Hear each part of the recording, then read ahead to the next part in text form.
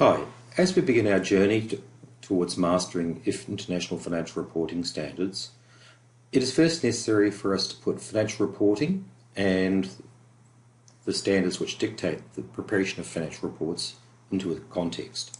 To do this, we're going to start off by thinking about how people use financial reports. And we'd have to say that if you look at any financial report, you have to understand immediately that we don't prepare and use financial reports because it makes us feel good. Financial reports have to have a purpose, and that purpose has been considered extensively in the literatures. We talk about general financial reports as meeting a need for information, and we can talk about the factors which dictate the demand for that information and the incentives to provide that information. The uses of general purpose financial reporting that we commonly identify are stewardship, which is possibly one of the oldest functions of financial reporting, and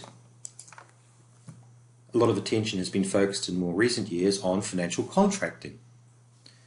However, the function of financial reporting which has probably received the most attention in recent years has been decision making.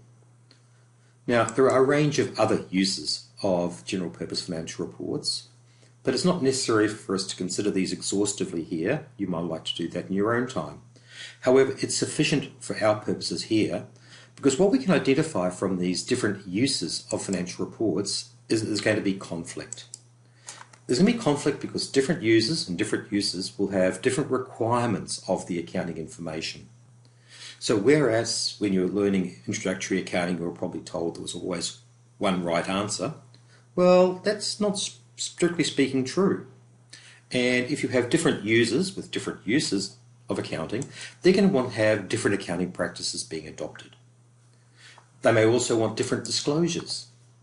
And so this creates conflict as to what should be prescribed, because these solutions are going to be mutually exclusive in many cases. So what it means is that there's always going to have to be some sort of resolution to this conflict. Our conflict resolution mechanism is regulation. And regulation is, if it's going to be perceived as being authoritative and legitimate, is going to have to be negotiated. In other words, there's going to have to be a process whereby people can participate in its development, agree with its outcome, the outcomes of the process, and accept it, and agree to be bound by it. So in terms of understanding the regulation, we need to understand who's responsible for negotiating the regulation, how that negotiation occurs, and what is the product of that negotiation process.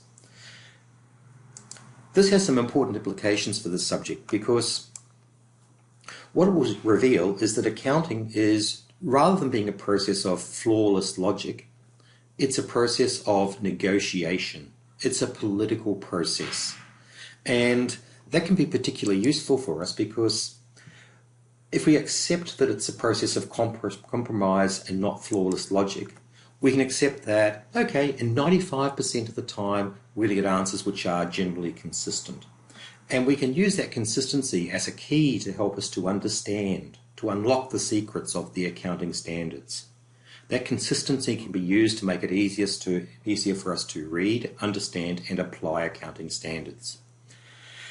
If there's only 5% inconsistency, we can start to understand why that inconsistency arises, where it's likely to arise, and what are the implications of that.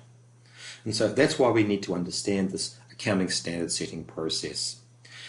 Having said that, what we can do now is we can think in a bit more detail of the different uses of general purpose financial reports, the regulation, the development of the regulation, and how it's applied to general purpose financial reports.